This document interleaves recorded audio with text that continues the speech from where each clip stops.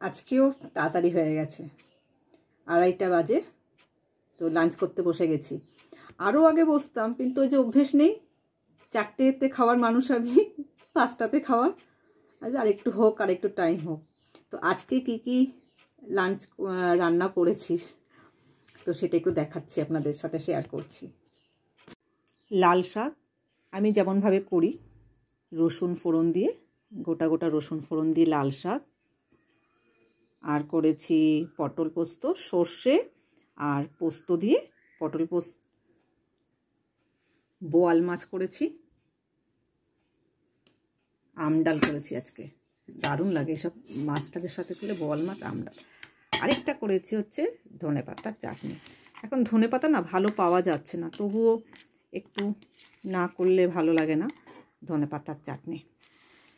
তো এই হচ্ছে আজকের লাঞ্চ আইটেম।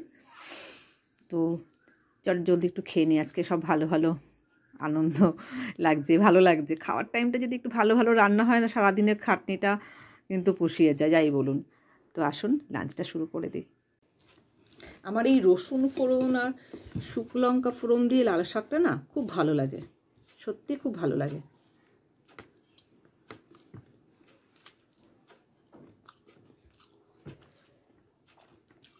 এই রসুন পোড়ার গন্ধটা খুব ভালো লাগে।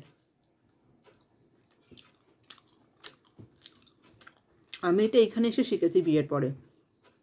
আর আমাদের বাপের বাড়িতে শাকটাকে না পেঁয়াজ রসুন এগুলো কিছু দেয় না, এইটা এখানে এসে শিখেছি। একটু পেঁয়াজ রসুন, আমাদের বাড়িতে বেগুন বা কিছু দিয়ে হয়তো করেছে।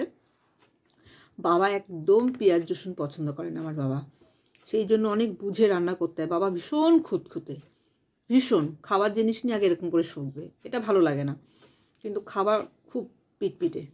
এই বাড়িতে এরকম সব, এত রকম রান্না বা এত রকমই সব এই বাড়িতে এসে শিখেছি।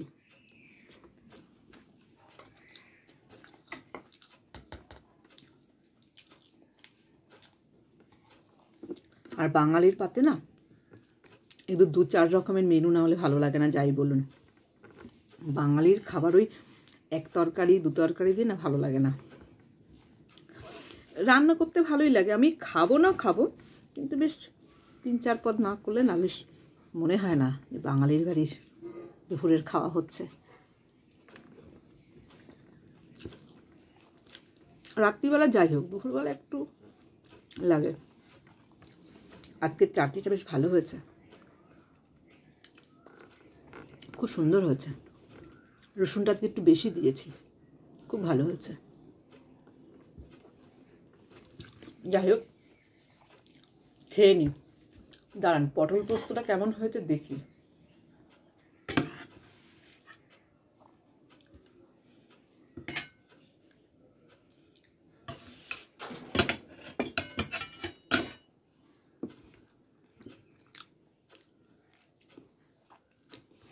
রান্নাটা আমি করতে করতে ভালোই শিখে গেছি, বেশ ভালোই করি রান্নাটা।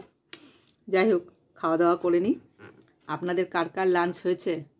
যদি কারোর না হয়ে থাকে লাঞ্চ করে নিন, রাখছি।